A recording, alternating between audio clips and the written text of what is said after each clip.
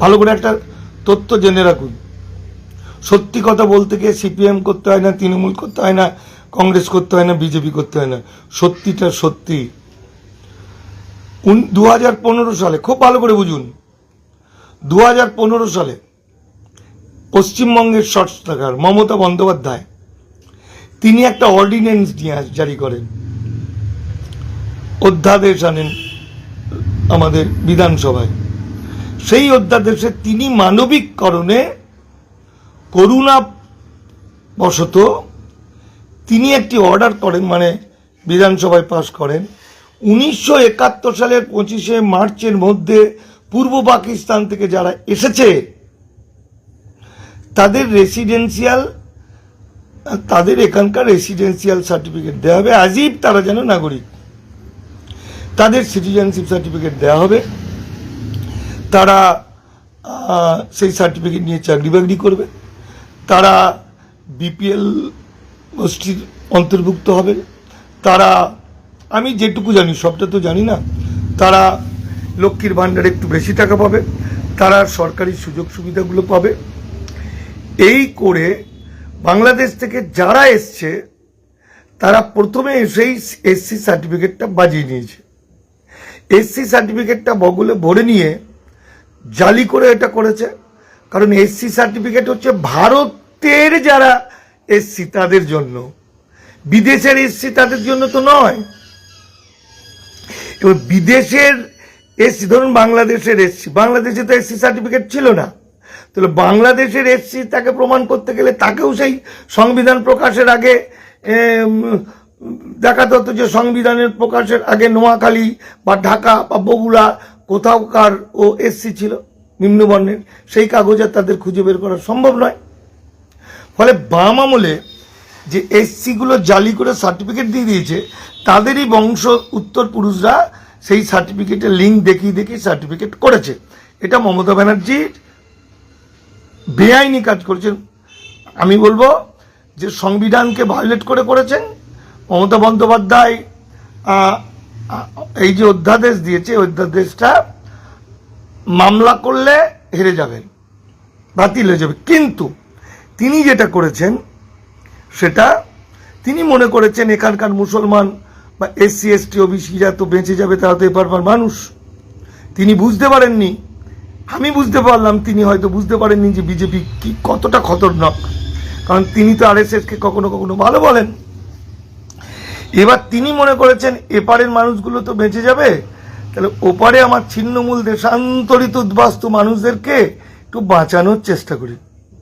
তিনি বাঁচানোর চেষ্টা করেছেন, যে কারণে আজকে এসআইআরে ওদের নামগুলো রয়ে গেছে। আর যেহেতু বাঁচানোর চেষ্টা করেছে, ওনারা লাইন দিয়ে হাজার হাজার লাখ লাখ মমতা ব্যানার্জির মুখে পেচ্ছাপ করে দিয়েছে, 4 সালা হেগে দিয়েছে। ওসব সালা বিজেপি হয়ে গেছে। বদমাইশের দল, পাচার চামড়া তুলে দিতে হয়।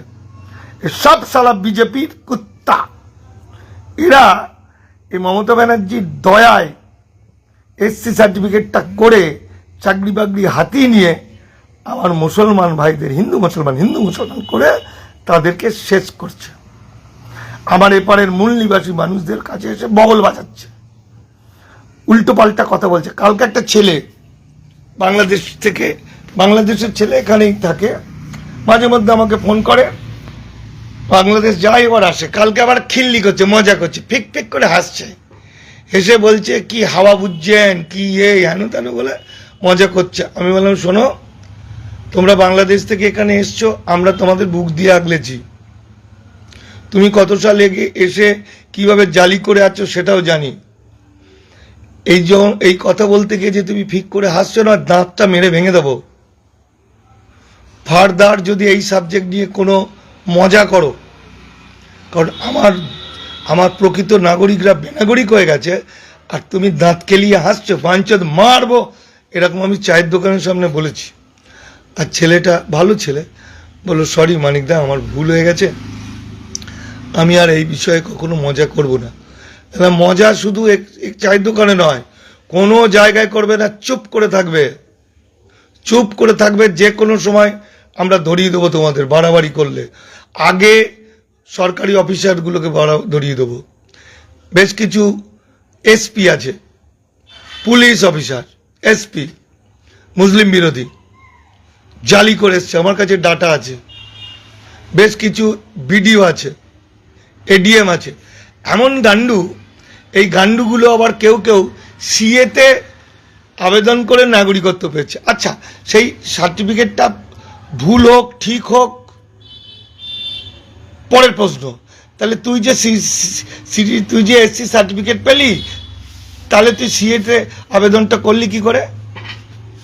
তাহলে এসসি সার্টিফিকেট মানেই তো তুই ভারতবর্ষের আদিজন। তাহলে তুই তো আগে নাগরিক, নাগরিকের বাবা নাগরিক।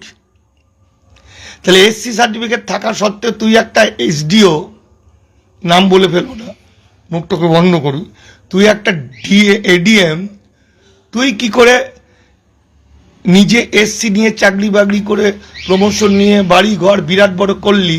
তোর বাড়িতে আমার মূল নিবাসী মানুষ এপারের বাসন মাজার কাজ করছে, তোকে রিক্সায় চাপাচ্ছে, যা করছে করছে, তুই নিজের বাচ্চা কাচ্চা বুড়ো মা বাবার কথা ভাবলি না?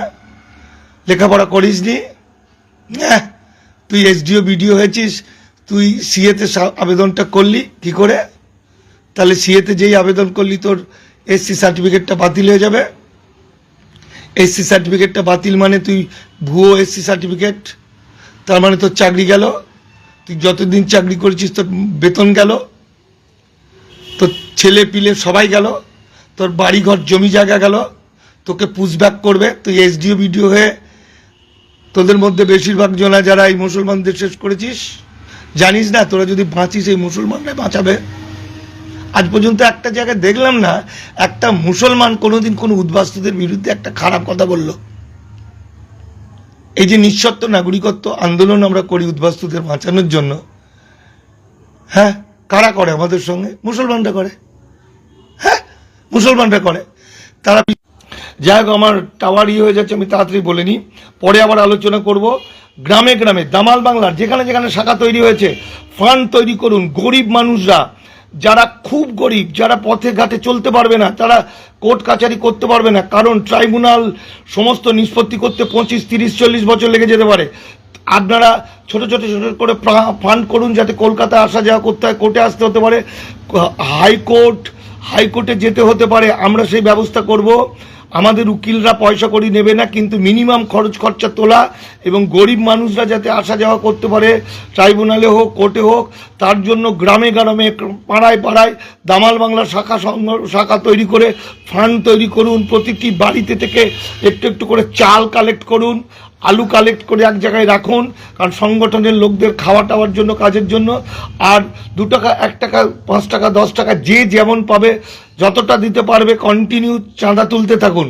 তুলতে তুলতে একটা ফান্ড করুন। ওই ফান্ড, ওই টাকা থেকে আপনারা যারা এপার বাংলার মানুষ, তাদের প্রত্যেককে ফিরিয়ে আনবো। একজন শেষ হবে না, প্রত্যেককে নাগরিকত্ব ফিরিয়ে আনবো মামলা মোকদ্দমা করে। কারণ লিগ্যাসিগুলো রেডি করবেন। আমরা যেটা বারবার আপনাদের বলেছি, 1952 সালের ভোটার তালিকায় নাম, অথবা 1948 সালের পূর্বপুরুষের নাম, তারপরে তার ছেলে, তার ছেলে, তার ছেলে, সঙ্গে কিছু লিঙ্ক ডকুমেন্ট যদি প্রয়োজন হয় ফাইল করবেন। আমরা ফাইল করে দেখিয়ে দিচ্ছি, বলে দিচ্ছি, রেডি রাখবেন। কারণ কিছু ভোটের পর থেকে রাজনৈতিক নেতারা পালাবে, কেউ কাউকে চিনতে পারবে না, তখন আপনারা একা হয়ে যাবেন। দলবদ্ধভাবে থাকুন, কোনো রকম টেনশন নেবেন না। আপনাদের বাঁচাবো বাঁচাবো বাঁচাবো, শুধু আপনাদের নয়, বাংলাকে এবং বাঙালিকে বাঁচাবো। মনে রাখবেন, অনেকে প্রশ্ন করছেন যে এইবার ভোট না দিলে কি হতে পারে। অনেকেই ফোন করছেন বাইরে থেকে। আমি বলি, বাইরে ভাই, ভোট না দিলে আইনত কিছু হবে না এবছর, কিন্তু এবছরের একটা ভোট মানে কোটি টাকার থেকেও বেশি। অর্থাৎ বিজেপি আমাদের বাংলাকে ধ্বংস করে দেবে, মেরে দেবে, শেষ করে দেবে, কৃতদাস বানাবে। বিজেপিকে হারাতে গেলে একটা ভোট যেন নষ্ট না হয়। আমি শেষ করছি। আমার নাম মানিক ফকির। আমার ফোন নাম্বার 9836327536। আমরা খুব তাড়াতাড়ি দামাল বাংলা রেজিস্টার করছি, কারণ আমরা এর আগে কোনোদিন কারো কাছ থেকে 2 টাকাও নিইনি, আমরা কোনোদিন কোনো চাঁদা তুলিনি। এরপর আমরা দামাল বাংলা রেজিস্টার করে আপনাদেরকে জানিয়ে স্ক্যানার দিয়ে দেবো। আপনারা যে যেরকম পারবেন, 1 টাকা হোক, 1000 টাকা হোক, 10,000 টাকা হোক, 50 টাকা হোক, আপনারা দেবেন এই বিরাট কর্মকাণ্ড চালানোর জন্য। গ্রামে গ্রামে দামাল বাংলা শাখা তৈরি করুন। আর নাগরিকত্বের সারকথার পিডিএফটা আমাদের কাছে আমাকে চাইলে আমি পাঠিয়ে দেবো, কোনো পয়সা লাগবে না। মানুষকে সচেতন করে দিন। মনে রাখবেন, আমরা মূল নিবাসী মানুষ। ব্রাহ্মণ্যবাদ মনুবাদকে আমরা চিরকালের জন্য ব্যানিশ করবো ভারতবর্ষ থেকে, এবং আমাদের জয় হবেই। নমস্কার।